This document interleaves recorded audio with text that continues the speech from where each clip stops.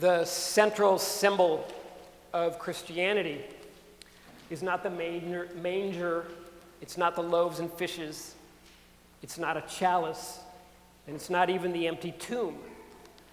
The central symbol of Christianity is the cross.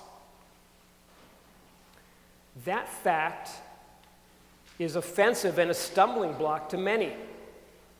In 1 Corinthians, Paul wrote, "For the word of the cross is folly to those who are perishing, but to us who are being saved it is the power of God.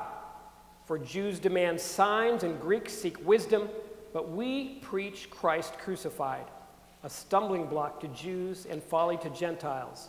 But to those who are called, both Jews and Greeks, Christ the power of God and the wisdom of God. For the foolishness of God is wiser than man, and the weakness of God is stronger than man." And so most non-Christians and even some Christians reject or ignore the cross, saying Jesus was great for other reasons. He was great because he welcomed sinners, or he was great because of the great miracles he did, or he was great because he told beautiful, important parables, or he was a great teacher. And the crucifixion happened because certain religious figures were jealous of Jesus' popularity.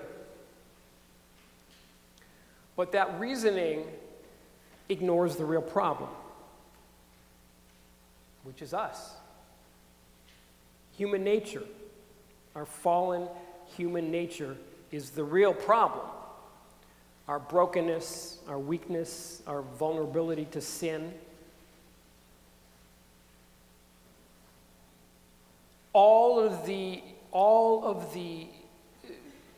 sins and complaints and traitorous things that we see in the Passion story that we just heard.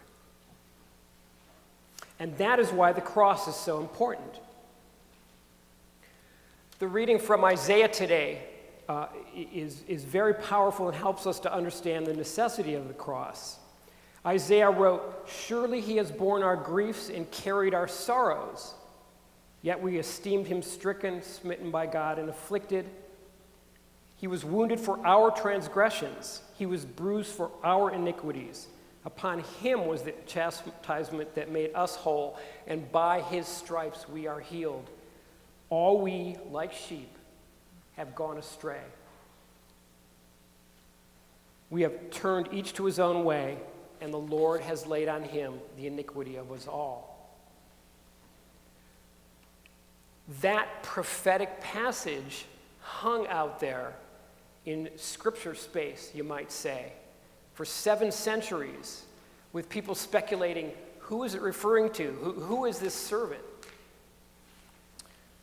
After Jesus' crucifixion, his followers very quickly made a connection between Isaiah 53 and the events of Good Friday.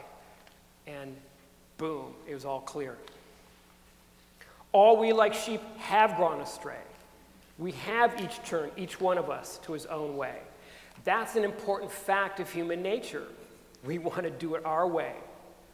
Sure, there's goodness in us, even greatness.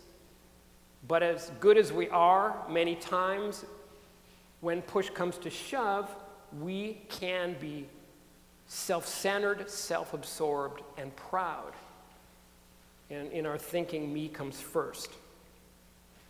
Jesus said the 2 great commandments are love God with all your heart and your mind and your strength and your soul, and love your neighbor as yourself. But we in our fallen nature are not inclined to love God with all of our whole heart and strength and soul and mind. We put other things before God.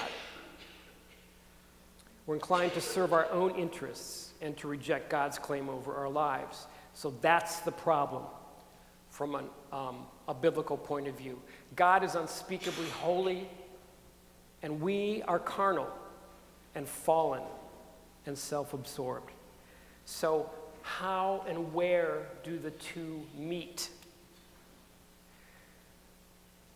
And the answer, the church teaches, is that they meet on the cross. The cross is where all the selfishness, all the hatred, all the violence, all the arrogance, all the pride, all the evil of the world was poured out on Jesus. And he took it, and he accepted it willingly, absorbing it, overcoming it by his willing sacrifice. And in our daily lives, what does the cross mean to us daily? In our daily lives, the cross represents the place in each of us where we struggle to be holy. The cross, I heard a preacher once say, the cross is where God's will and our will cross. So the cross is where the battle is being waged between what we want to do and what God requires us to do. The cross is where, as St. Paul says, we put to death what is earthly in us. And then he gives us a list: immorality, impurity, passion, evil desire, covetousness, which is idolatry. On account of these, the wrath of God is coming. In these you once walked when you lived in them, but now you must put them all away. And by picking up our crosses daily and struggling for holiness, we are putting all those things away. This struggle, the struggle for holiness, the struggle against our fallen carnal nature, is our central struggle as Catholics. That's why the cross is our central symbol. And that's why, again and again, Jesus tells us, if anyone would come after me, let him deny himself and take up his cross and follow me.